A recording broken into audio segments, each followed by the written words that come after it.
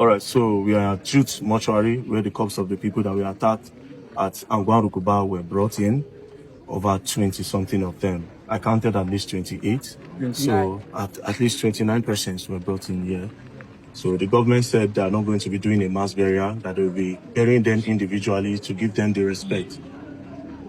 I saw pregnant women. I saw a lot of young persons, older persons that were killed. So this man was present there yesterday. So he's going to give us an account of what happened. So my brother, please, in details, please be precise. Now, as at about 7:45 p.m. yesterday night, I was driving down from Bauchi Road going to Lamingo. And then as soon as I got to the Angwan Rukuba, I saw some men, on machine, about 4 to 5 machines. And then they started shooting. And as soon as I realized that it was, a heavy gunshot, I had to quickly try as much as possible to park where I'll be safe. And then from there, I started, getting the account of actually what happened.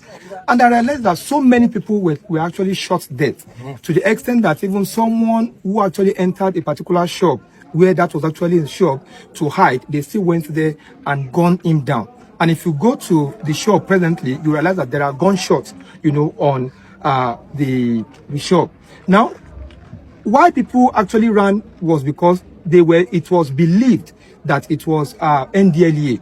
Because sometimes when NDLEA comes there, maybe possibly to make arrests, they shoot. And that was why all the youth actually ran. Because believing that Angwan Rukuba youth are not youth that does not know their rights.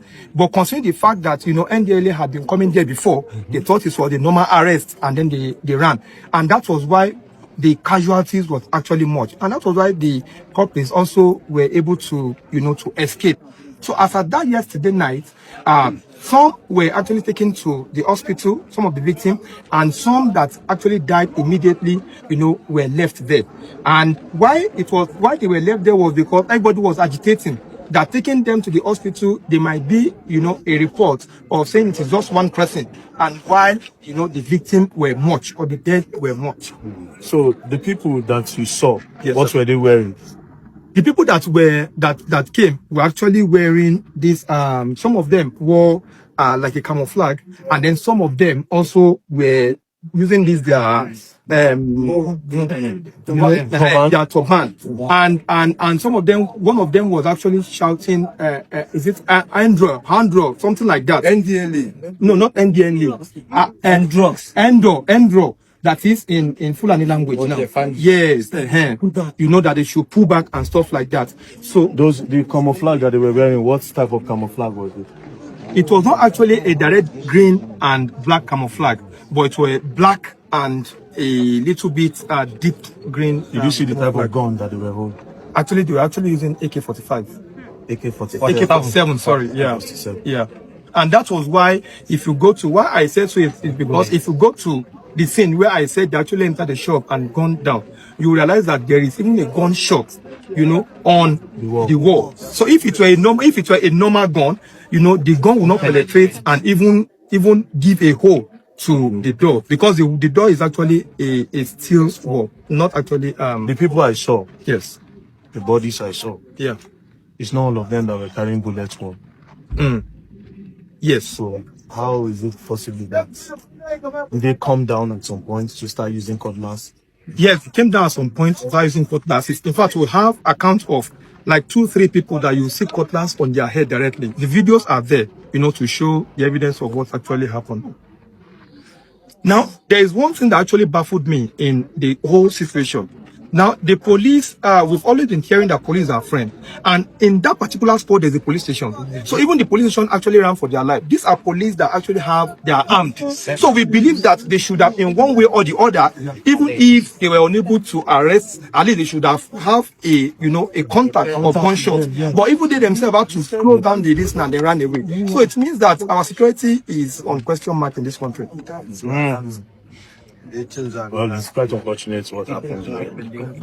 And like I said, personally, Calm down. I am not a journalist, so I'm not aggressive on the journalist. I also believe that we all have the capability to do what they are doing. There's no monopoly in buying people. There's actually no monopoly in it.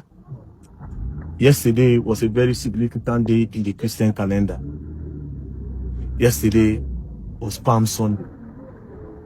In the Christian calendar, that is when the Christians feast and wait for the resurrection of Jesus Christ, which is next Sunday. Next Sunday is Easter, which is the resurrection of Jesus Christ. So doing that thing yesterday was barbaric.